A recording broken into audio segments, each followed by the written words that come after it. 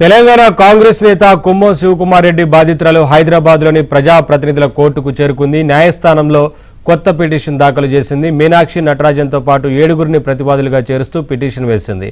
ఇప్పటికే పిటిషన్ను Nampally court return చేయడంతో ప్రజాప్రతినిధుల కోర్టును బాధితురాలు ఆశ్రయించింది.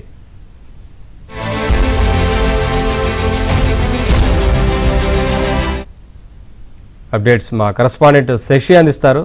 శశి, ప్రజాప్రతినిధుల కోర్టును బాధితురాలు ఆశ్రయించినట్లు తెలుస్తా ఉంది. ఏంటి అప్డేట్స్?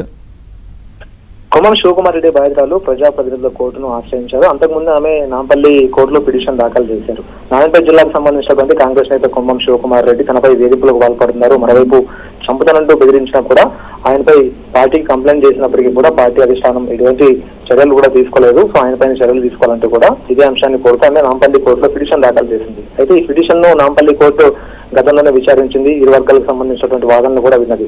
అయితే ఇందులో ఉన్నవారంతా కూడా ప్రతివాదులంతా కూడా పొలిటికల్ పార్టీకి సంబంధించినటువంటి నేతలు ప్రజాప్రతినిధులే ఉన్నారు. మరోవైపు 7గురిని ప్రతివాదులుగా చేర్చింది కాబట్టి ఈ 7గురు కూడా ప్రజాప్రతినిధిగా ఉన్నారు కాబట్టి వీరంతా కూడా ఈ పొలిటికల్ పార్టీలో ఉన్నటువంటి నేపథ్యంలో ప్రజాప్రతినిధుల కోర్టులో చూసుకోవాలంటూ కూడా అక్కడ పిటిషన్ దాఖలు చేసుకోవాలంటూ కూడా ఇప్పటికీ శ్రీలతకు సూచించడం కూడా జరిగింది. దీంతో ఆమె దాఖలు చేసినటువంటి పిటిషన్ ను రిటర్న్ చేసింది. దీంతో ప్రజాప్రతినిధుల కోర్టుకు వెళ్లాలంటూ కూడా సూచించినటువంటి నేపథ్యంలో మరోసారి ఆమె ప్రజాప్రతినిధుల కోర్టును ఆశ్రయించింది. అక్కడ ఒక ప్రైవేట్ కంప్లైంట్ ఆమె ఫైల్ చేసినటువంటి సందర్భం కూడా ఉంది. సో ఈ ప్రైవేట్ కంప్లైంట్ విచారణకు వచ్చే అవకాశం కూడా లేకపోలేదు. సో విచారణకు వచ్చిన తర్వాత అక్కడ ఎలాంటి వాదనలు కొనసాగుతాయనేది మాత్రం చూడాలి. సో మొత్తానికి అయితే మాత్రం శివకుమార్ రెడ్డి బాధితురాలు ప్రజాప్రతినిధుల కోర్టులో పిటిషన్ అయితే దాఖలు చేశారు.